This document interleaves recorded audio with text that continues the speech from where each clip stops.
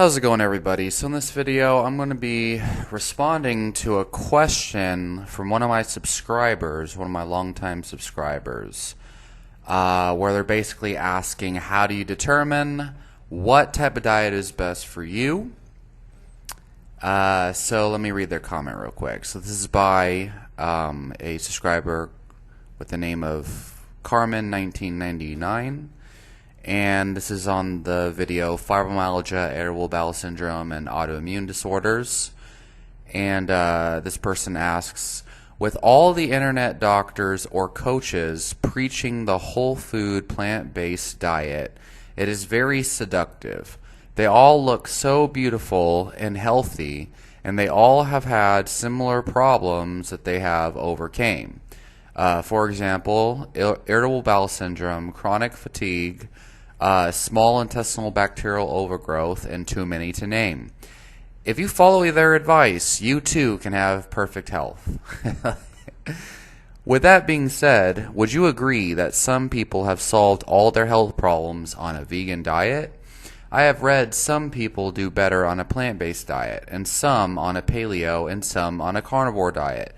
I wished more health advocates could give people a test to determine this.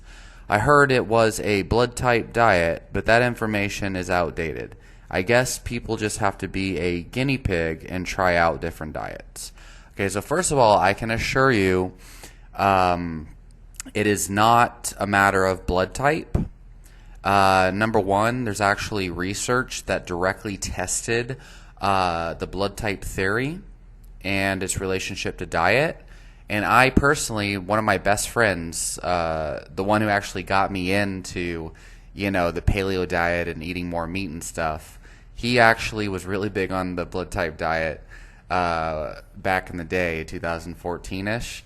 And he actually had me go out and buy one of those blood tests that came with the blood type diet books, because he worked at Sprouts or whatever, and they sold them. And I remember going back to my house all excited and just like freaking sticking myself with a needle over and over again and bleeding all over the freaking table. It was horrible. And then I returned the test. It was all bloody. And they only accepted the return because, I was his friend or whatever. And he was a supplement manager or whatever. So he bought me a new test and we did it at his house or whatever. And long story short, I was a type O blood type, and so was he. And first of all, we have completely different ancestry. He has a lot of Native American and like Aztec type blood, and I'm very like Northern European. So blood type, versus genetics, they're two completely different things. Like we have the same blood type, but completely different ancestry. And you would think, based on evolution and genetic changes over time, that would be a more likely indicator of what nutrition program you should be following. And we know that there are genetic mutations that can make you need more of certain nutrients and do better or worse with certain nutrients. For example, the MTHFR polymorphism and methylation, you probably need more B12 and folate from methylated sources if you have that, and then of course the lactase enzyme, it, is more prevalent in like Northern Europeans or whatever, and then it's pretty much non-existent in Asians. So it's more of a genetic thing. And a little side note on that, there's a large majority of Asian people who actually have, I think it was type B blood type or whatever, and the majority of these same people in the Asian population that have that type B blood type are actually lactose intolerant. It's that's a deep rabbit hole to get down. But what I'm saying is it's been studied and it's been debunked. The blood type diet is not accurate. And how many species of animals do you know that have different fucking diet requirements based on their blood type? I actually had heard this from a vegan doctor. I think it was Colin Campbell, actually, the author of the China Study, which is a prominent vegan book. My longtime subscribers know me, They know that I read all the damn vegan books, as well as everyone else. So I actually, especially when I was vegan, that was something Colin Campbell had said was, he was asked about the blood type diet, and he said, well, look, cows have all sorts of different blood types. And do they eat a different diet? No, they all eat like the same grass, right? So there's not really another like species or type of animal or whatever that has a fucking specific diet based on their blood type. They eat whatever diet they've evolved to eat in. That's what they eat.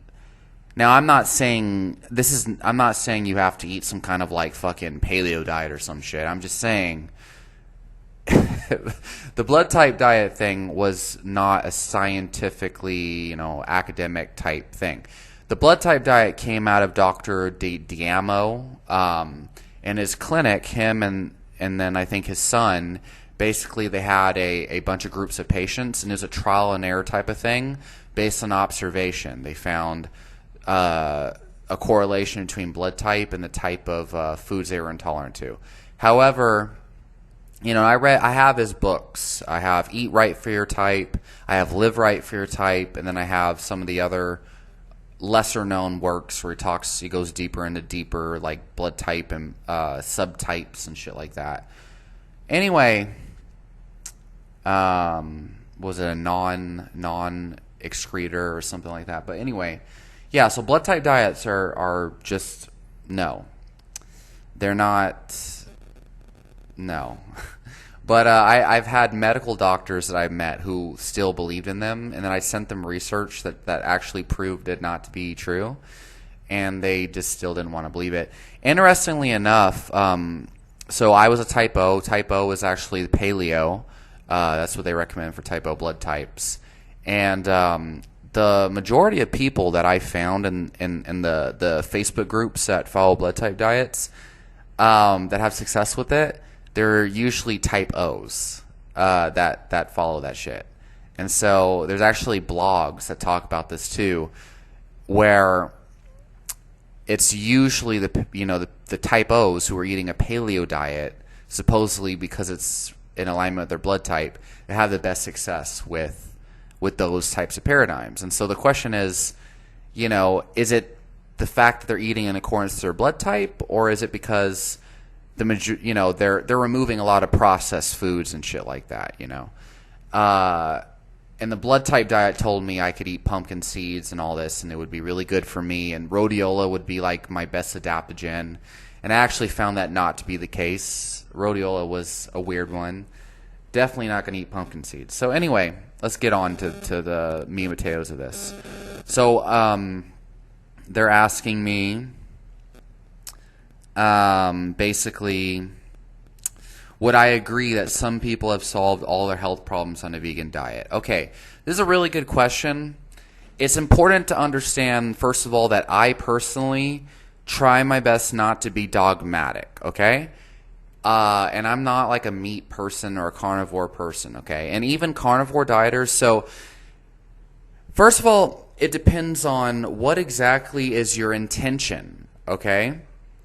What condition do you have that you're trying to solve? Most people who are looking into health communities, they fall into one of two camps. Either, number one, they have some kind of specific measurable health problem that they're trying to solve. That means maybe they have diabetes, and you can actually measure the resolution of diabetes with hemoglobin A1C and fasting insulin.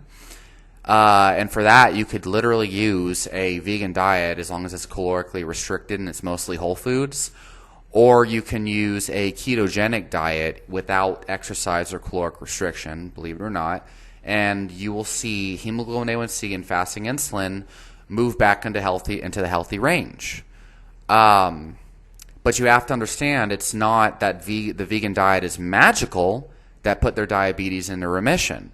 There is a specific mechanism that influences blood sugar, and that's the cause. It's not like, oh, I went vegan and it worked for me. That's what intellectually lazy people say, people who don't actually... I don't even know how to describe their psychology. Let's not go that far. But Yeah, so if you have diabetes, basically the cause of diabetes is an excess of blood sugar, which causes irregularities in insulin functioning. Vegans will often say, "Oh, it's because saturated fat is clogging up the insulin receptors, and that's the cause." Keto people will say it's the excessive insulin spikes. Okay, whatever you want to fucking believe is the cause, whatever. But the fact is, you go on a ketogenic diet, your diabetes can become reversed. The symptoms will go away, and over time, you can tolerate carbs more and more as your insulin sensitivity improves, because you are giving your insulin a break, and you're no longer excessively spiking insulin and blood sugar. So you give the insulin and the blood sugar spikes a rest, and your body starts to become more sensitive to blood sugar over time, to carbs over time. If you do even just like a if it fits your macros diet, there are people who have included fucking Pop-Tarts in their diet, and they just exercised a lot, they lost body fat, and they calorically restricted, okay, which I don't think is a good idea, especially for diabetes. But their hemoglobin A1C and their blood sugar the tests, you had a measurable improvement over the course of years to where they reversed their type 2 diabetes, literally eating junk food as long as it fit their macros and they're calorically restricted. So that doesn't mean Pop-Tarts are magic, or if it fits your macros is a magic diet.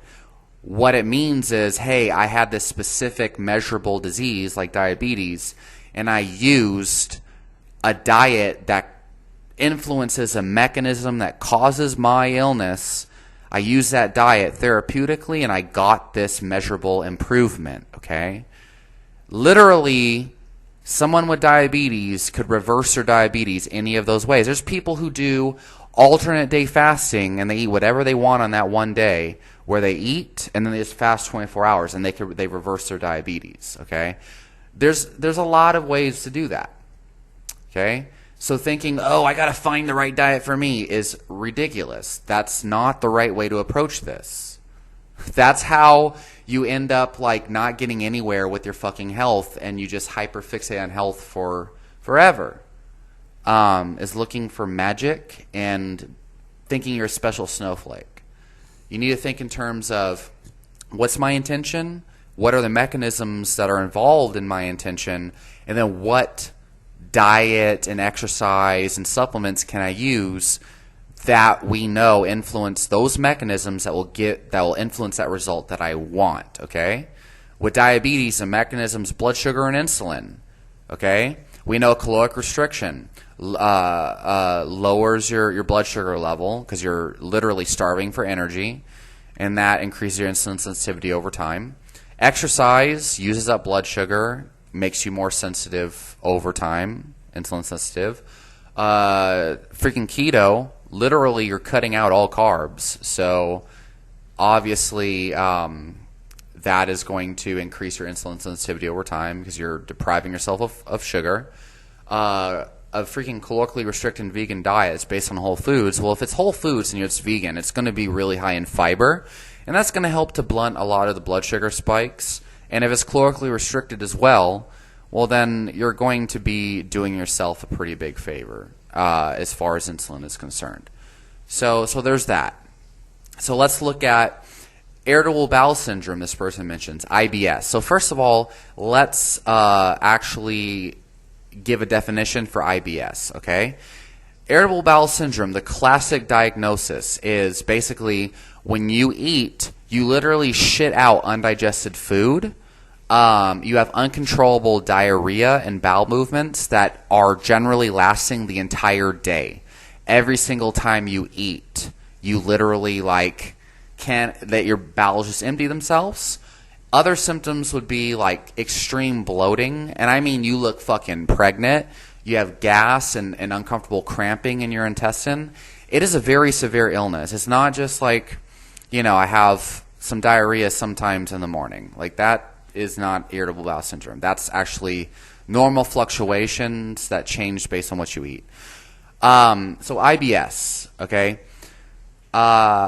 Most people that go vegan, okay, and I don't want to say this over general, but the majority of freaking people that go vegan and they do the whole food shit, just like me, eventually, like, first of all, there's freaking video compilations of them talking about how they take a shit like 3 to 8 times a day, okay? Literally almost create a subclinical IBS because they're overloading their bowels with fiber. Okay, I'm not going to go too deep into that, but let me just say there's a lot of books on the topic that are kind of biased, I guess.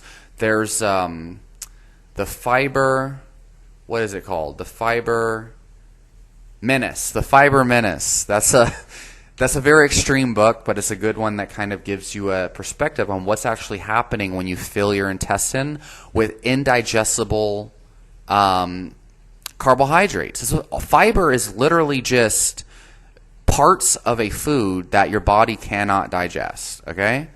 And so the reason why bowel movements are more frequent and more intense when you eat more fiber, like chia seeds, pumpkin seeds, brown rice and complex carbohydrates, even things like potatoes, potato skins, tomato skins, those were all problems for me. These are mostly indigestible, a lot of the carbs that are in these foods, the fibers. And so this is why they help with diabetes, because they're indigestible foods. They slow the absorption of the other stuff in your stomach, okay? But they also gunk up the intestine. Let's just say they add bulk to the intestine. And this is also why, actually, the evidence shows fiber may improve blood sugar for things like diabetes. They may decrease the absorption of LDL cholesterol, whether you think that's a good thing or not. Some people think that that's good because of LDL and heart disease, right? So fiber has these kind of hypothetical benefits in that regard. But in regards to IBS, Crohn's disease, another digestive intestinal illness, the evidence actually shows tuberculosis is entirely dependent on the fiber intake. And the most common, like the main common recommendation in clinical practice for Crohn's disease and irritable bowel syndrome is actually what they call a low residue diet. And all that means is removing the majority of the fiber from your diet. That means avoiding basically whole grains, beans, nuts and seeds, and legumes. And if you're going to eat carbs, you have to eat white rice, you have to eat white bread, white pasta, because the fiber content, for whatever reason, seems to be the main trigger in these people's problems with digestive illness.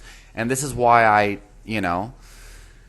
so the problem here, and I mentioned this in the video this person's commenting on, I don't know why they don't talk about these points, because I already kind of explained this in that video, but people with autoimmune illness, like, I don't know what vegans this person's looking at. Like, so there are things that vegans get better at, but it's not the vegan diet that's magic. Raw veganism, for example, these people tend to become extremely malnourished over time, where they're literally skin and bones on the raw vegan diet. And then, of course, a lot of them will. So anyway, but the thing is, raw veganism, you remove a lot of the foods that actually cause a lot of these issues, like the whole grains, beans, nuts, and seeds, and the so-called high residue foods that are usually removed in these other things. So autoimmune disease, on this video that this Carmen person posted on, I explained the main prevalent theory behind autoimmune illness. So asking me, like, I wish that we could have a test to determine what the best diet is for us. Look, it's not about finding a magic diet, that's special for us. No, it's about what health problem do I have, finding, understanding the mechanisms behind what contributes to it, like I mentioned in that video, and I'm kind of explaining in this video, and then eating a diet that is modifying those mechanisms that are that we know are related to our symptoms. And that's what I do in clinical practice. If someone has irritable bowel syndrome, the first thing I do is I look for, well, what high residue foods are they eating? Beans, nuts, seeds. Then we look at what supplements are they taking. Are they taking supplements that could be messing with their gastric emptying, right? So another thing is like muscle growth or, athletic performance. I'm going to have to break this video up into two pieces because I'm cooking food and my food's like burning. Okay, so muscle gain. A lot of people think, building muscle has nothing to do with health, which is actually false. The research actually shows one of the primary factors involved in longevity is actually grip strength, bone mineral density, and muscle mass. Okay, past the age of 65, those are the leading predictors of longevity. So muscle mass is involved in health.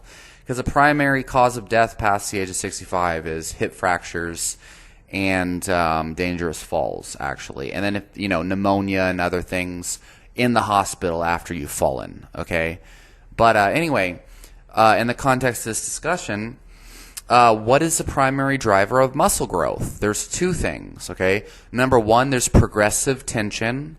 Okay, which can mean a lot of different things, but to make things simple, let's just say progressive overload, but progressive tension on the muscle.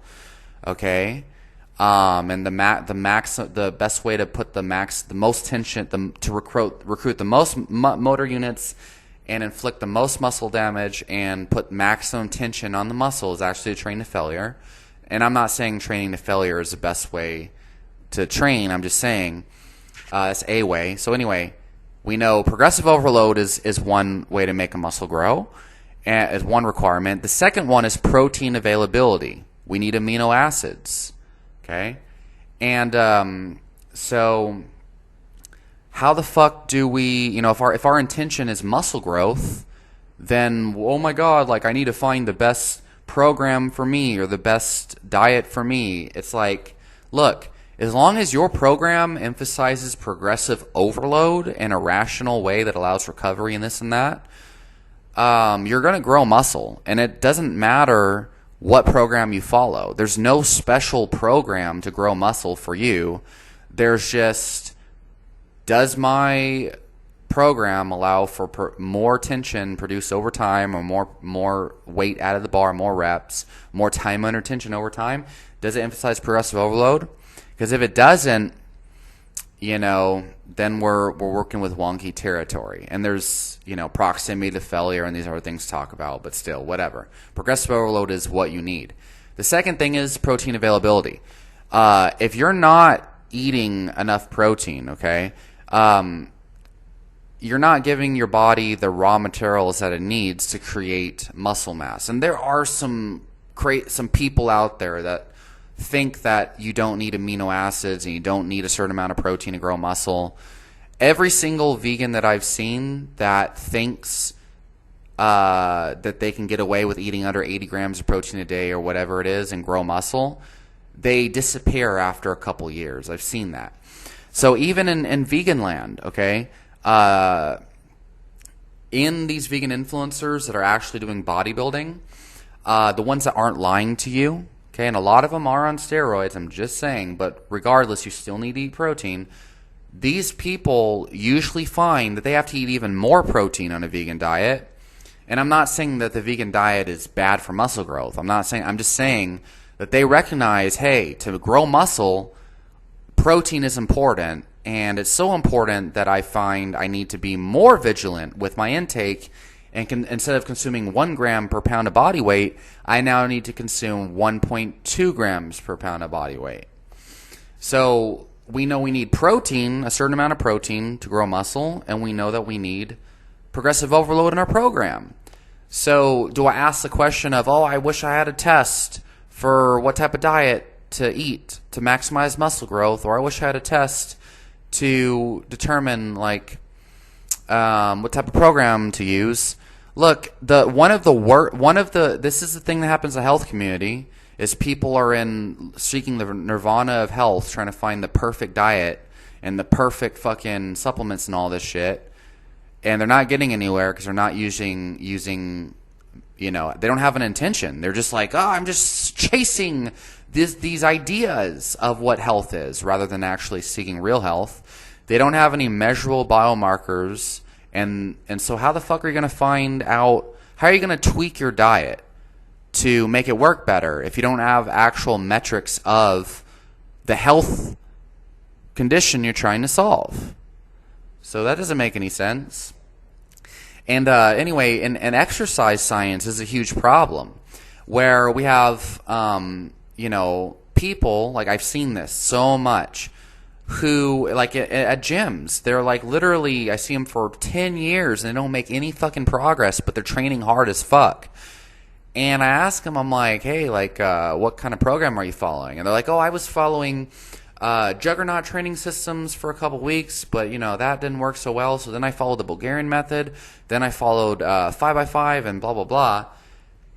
People are constantly searching for the best program, and they're not just following a program that follows the mechanisms that we know influence their intended goal, and then following that consistently for at least 4 weeks, and then making adjustments as necessary to make it better over time. Okay, most people, they're like, in the health community, they're like, fucking, whatever. They're buying all these fucking dumbass supplements and all these herbs and all this other shit, and then they're trying whatever latest dietary fad is coming out. And this is the problem with, like, this is why the mainstream health people, they call keto a fad, paleo a fad, or even veganism a fad. It's because it's a popular trend that people do just because it's trendy. But meanwhile, you have people with chronic digestive issues that they find certain foods trigger their symptoms, and they do carnivore and all their symptoms go away, or whatever it is. They go raw vegan and their symptoms go away. It's because there's a mechanism that's being modified by the protocol. It is not like, oh, I did this test and it showed me my genes said I need a certain diet or whatever, okay? Like, what are we talking about, right? There's no optimal is a myth. It does not exist. There's no optimal diet. There's no optimal program. There is, hey, I have this goal I want to achieve with my diet. Whether it's get rid of brain fog, which is, again, that is not a good metric, by the way. Brain fog can mean so many different things. Energy, even that. Sex drive, whatever. Okay? Someone comes to me and they're like, hey, I have a problem with sex drive, blah, blah, blah. Like, obviously, we need to look at, get a hormone test. We need to make sure their fucking testosterone's on check and stuff like that. Then, of course, you got to ask, are you watching pornography? And then, of course, there's supplements like Maca and Yohimbe and Tribulus that just, like, completely reverse erectile dysfunction. What's another one? Someone who has chronic pain, like, you could take supplements like turmeric or whatever. You could take aspirin. You could take cortisone shots, right? Or, a lot of people find that they actually have pain that's triggered by solanine, that is a alkaloid found in nightshade vegetables, okay? Does that mean, you need to get, the special diet for me is... No, it's just like, hey, you have chronic pain, you need to find the fucking cause, and as long as you eliminate the mechanism, the root cause, well, shit, there you go. Build your diet surrounding that, So...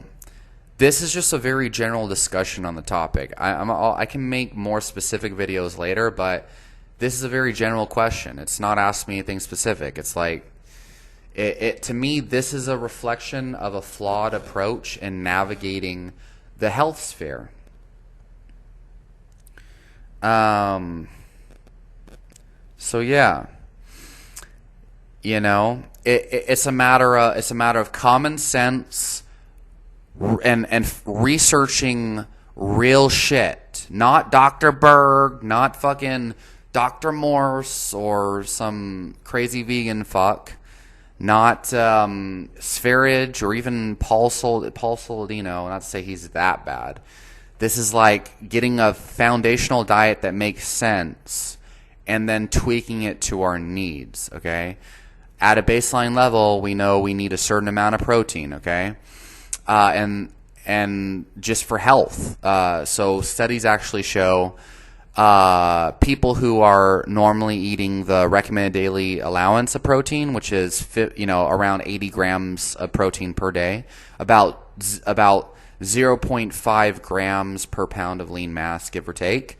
And when they actually eat 1 gram per pound of lean mass, this is the average sedentary person not even exercising, and they're not even doing weight training, and they just bump their protein up to 1 gram per pound of lean mass, of body weight. They actually gain noticeable muscle tissue without even exercising over the course of 8 weeks. This has been studied. Just by eating enough protein, your body starts to build muscle tissue without even exercising, just by adding more protein or adding adequate protein. So to me, this sounds like most people are missing vital amino acids that their body would otherwise need, that they're just not getting because they don't give a fuck about their diet, or because they're stupid motherfuckers. They're following these dumbasses who tell you, oh, if you eat too much protein, it's going to lower your lifespan. You need to restrict protein for longevity. Meanwhile, it's like, hey, motherfucker, you're going to become sarcopenic, and we know that increased protein in the diet actually increase calcium absorption to improve bone mineral density over time. You're actually lowering your chance of surviving in old age by restricting protein intake, okay? If we're looking at actual real science on human health outcomes, okay? But if you follow these gimmick fucks who are like trying to sell you the nirvana of health, that's the problem. And then even the description this person used, oh, you can have perfect health, perfect energy, flowing hair and beauty. You too, if you follow my advice, you too can have perfect health. It's like, it sounds like a damn supplement advertisement or whatever, a snake oil advertisement. So yeah, follow people that are, actually following the freaking scientific evidence on the foundation that you need to be healthy, and then the caveats, like, if you have an autoimmune illness, go on an elimination diet, prioritizing protein and the essential nutrients, and then slowly re-add things. If you have irritable bowel syndrome, take a look at what fibrous foods you're eating, and then the symptoms you get a couple hours afterwards, that food's probably triggering it. I've had so many clients where they have irritable bowel syndrome, or they have, some uncomfortable gas or bloating, and they're like, oh, I've tried everything, and I've gone to all these doctors, and blah, blah, blah. And we do a consultation, and I look at their food log, and I ask them, the times and stuff, and we find, oh, it's because in your breakfast you're consuming walnuts or hemp seeds, and a big bowl of oatmeal. I would be a gassy, bloated mess too, and have diarrhea a couple hours after eating some bullshit like that. And then we remove that food, and all of a sudden they have normal bowel function.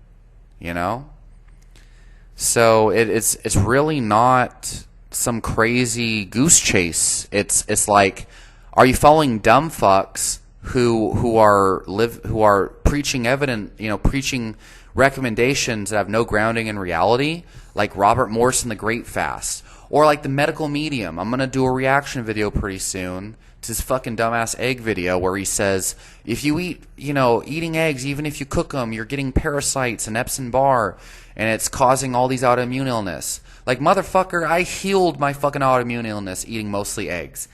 Okay? But you hear these fuckers who are living in la la land, and you have all these average people who don't study health, and combined with a lot of them probably have some of them might have a low IQ, just saying, and they're easy. It's easier to buy into that shit. Where the medical medium guy, he's like, so he's channeling his fucking health advice from some spiritual entity, right? And then you hear him, he's like, yeah, y'all have fucking bugs in you, parasites in you from eating animal foods and this and that. If you just drink my celery juice and stop eating eggs and blah, blah, blah, you'll cleanse the parasites. And yeah, parasites and Epstein-Barr, those are real things. But first of all, let's look at the actual medical literature, because it doesn't matter if this motherfucker gets it from the heavens or God or Buddha or whatever. The medical medium. If you don't know what I'm talking about, search that dumbass up. But no matter where he gets his information from, it will be reflected in real world results. Like me eating all these eggs, I would have a lot of these symptoms. And the medical literature we should see some kind of clue, right? You might have to dig really deep, but anyway. Yeah, so stop following idiots like that.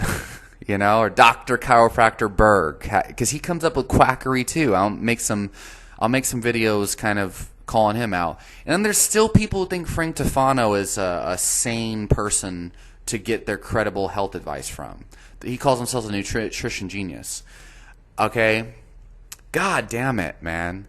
And in every field there's these quack fucks, like Joel Seaman in the exercise science field.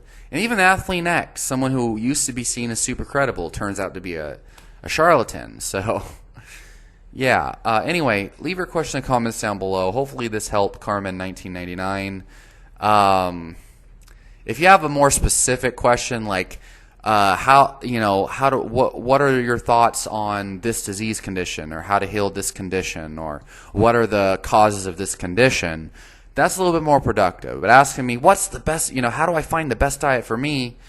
It's like so fucking easy and simple. It's not really about finding the right diet for you. It's your approach and how you're navigating it, right? Because if you don't have a goal or a specific health condition that you can measure your symptoms or whatever, measure with blood tests and whatnot, and you're just like, yeah, I want to find the best diet for me. What does that mean?